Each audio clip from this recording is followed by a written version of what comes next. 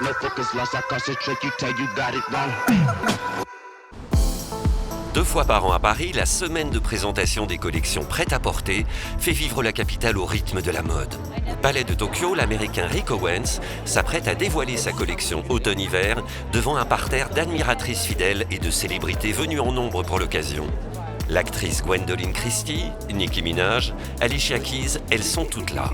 Ce qui fait sa renommée, c'est son esthétique dark, ses silhouettes sculptées inquiétantes et sa mode toujours engagée. Même si cette saison, le créateur californien semble vouloir aller vers plus d'apaisement.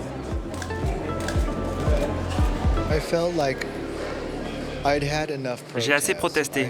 J'ai assez parlé de protestation et de déclin. J'ai voulu changer de direction et réfléchir à une manière plus positive de réagir.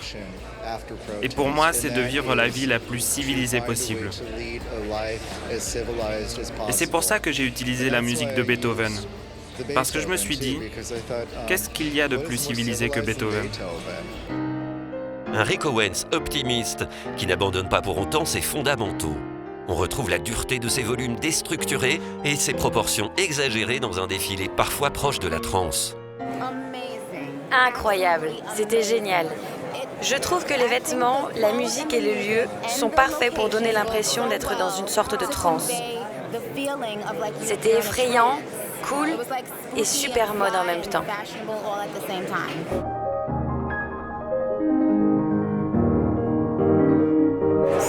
C'est tellement beau, tellement artistique. J'aurais adoré être au piano.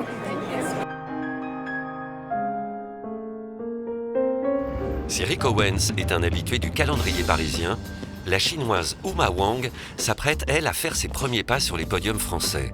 La créatrice, qui défilait jusqu'à présent à Milan, présente une collection poétique hors du temps pour l'hiver prochain.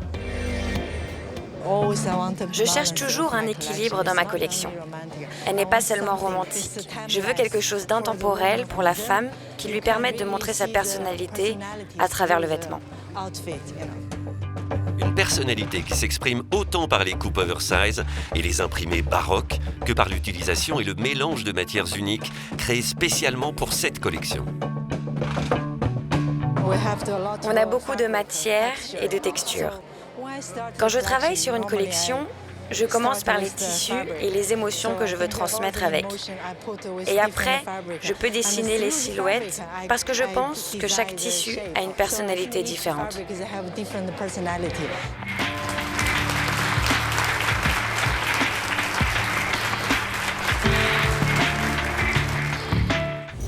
Changement d'ambiance. Pour la présentation de sa deuxième collection à la tête de la maison Saint-Laurent, Anthony Vaccarello a de nouveau choisi les locaux spectaculaires de la nouvelle maison mère.